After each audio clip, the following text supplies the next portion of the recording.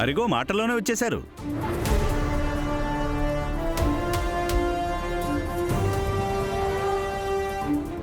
నమస్తే సరచంద్ర గారు. నమస్తే. నమస్కారం.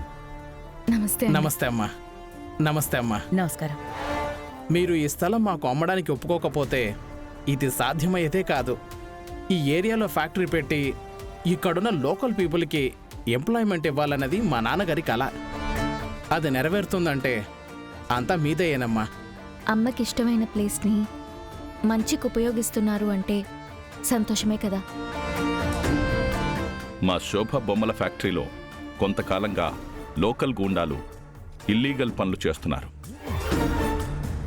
మేమిక్కడే ఉండి వాటిని ఆపలేకపోయాం. మీరు మంచి పని కోసం ఫ్యాక్టరీ కడతామన్నారు. మాకు కూడా చాలా సంతోషంగా ఉంది. మీరు ఇలా చేయడం వల్ల మా అమ్మ ఆత్మకు కూడా శాంతి లభిస్తుంది. ఈ స్థలం అమ్మనివ్వను అన్నావు కదా మమ్మీ. ఇక్కడ చూస్తేనేమో ఏకంగా భూమి పూజ చేస్తున్నారు. ఏంటి మమ్మీ ఇది? నాకేం తెలీదే. నన్ను అడగకుండానే డీల్ ఫైనల్ చేశారు. ఇలా అవుతుందని నేను అస్సలు ఊహించలేదే. ఆ శోభా శవం బయటపడితే ఏం జరుగుతుందోనని భయంగా ఉంది. మమ్మీ, కనీసం ఎక్కడ పూడ్చావో అయినా గుర్తుందా? జనాన్ని నమ్మించడం కోసం అప్పుడు దాన్ని పూడ్చిపెట్టిన చోటే మళ్ళీ బూడిదతో చేసిన ఆకారాన్ని అక్కడ పెట్టాను. ఆ కథ అంతటితో ముగిసిపోయిందనుకున్నాను. ఎప్పుడో 20 ఏళ్ల తర్వాత ఇప్పుడు ఆ ప్లేస్ నాకెక్కడ గుర్తుంటుందే. కానీ ఇప్పుడు పూజ చేసి పునాది కోసం తవ్వుతారు కదా మమ్మీ. అప్పుడు బయటపడిపోతే? నువ్వు భయపెట్టకు. Heart beat 100 దాటుతుంది. ఇక్కడ పూజ జరుగుతుంటే మీ గుసగుసలేంటి పిన్ని?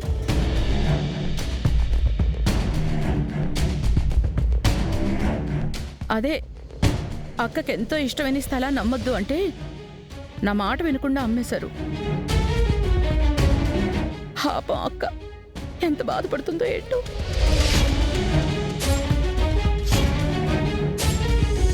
అమ్మా, పునాది పూజ మొదలు పెడదామా? ఆపండి బావా, ఒక్కసారి ఆలోచించండి బావా. ఇక్కడ మన శోభా అక్క పేరు మీద మెమోరియల్ పార్క్ పెడదాం. రోజు అందరూ వచ్చి ఇక్కడ సేద తీరడానికి బాగుంటుంది కదా. ఏమంటావు? ఫ్యాక్టరీ కడితే నలుగురికి ఉపాధి దొరుకుతుంది. అయినా డీల్ ఫైనల్ అయిపోయింది కదా పూర్వ. మేడం, మేము అన్ని ఏర్పాట్లు చేసుకున్నాము. ఫ్యాక్టరీకి కావాల్సిన అన్ని పర్మిషన్లు కూడా తీసుకున్నాము. దయచేసి ఆపకండి మేడం. మేమంతా ఇవ్వడానికి రెడీగా ఉంటే నువ్వెందుకు పిన్ని వద్దు వద్దు అని అంత కంగారు పడుతున్నావు?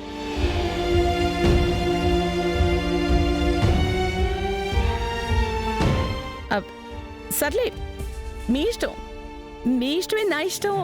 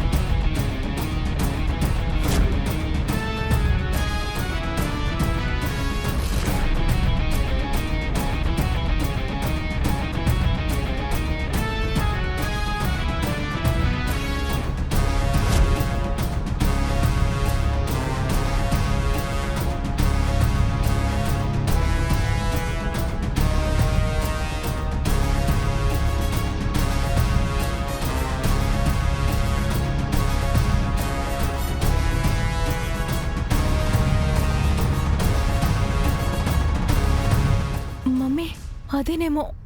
నువ్వు నోరు మూసుకునుండు.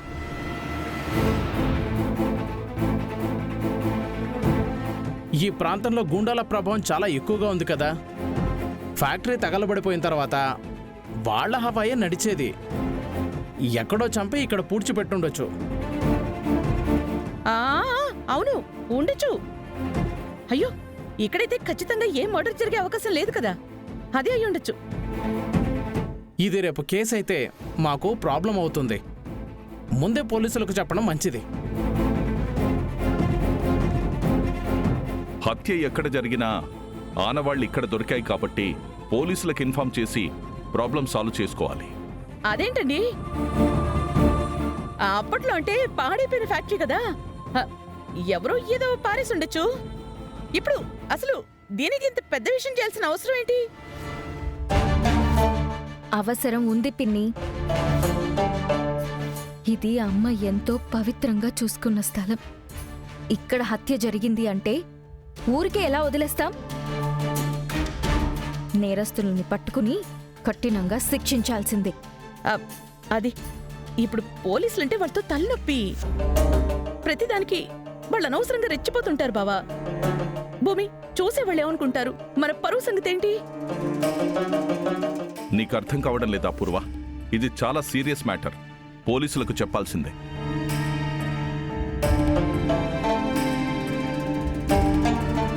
హలో సిఐ గారు, నేను రవిని మాట్లాడుతున్నానండి. మేము ఫ్యాక్టరీ భూమి పూజ కోసం తవ్వుతుంటే ఒక మనిషి బాడీ బయటపడిందండి. మాకేదో అనుమానంగా ఉంది. నేను అడ్రస్ షేర్ చేస్తాను. ఒకసారి మీరు త్వరగా రాగలరా ప్లీజ్ సార్?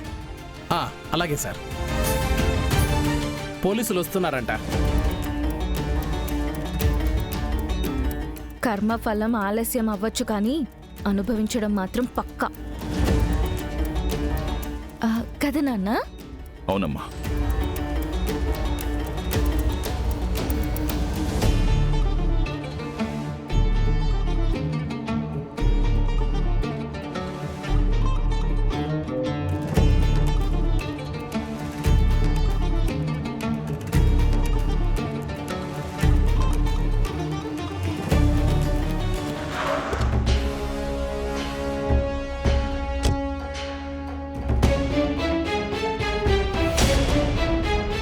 రండి సిఐ గారు.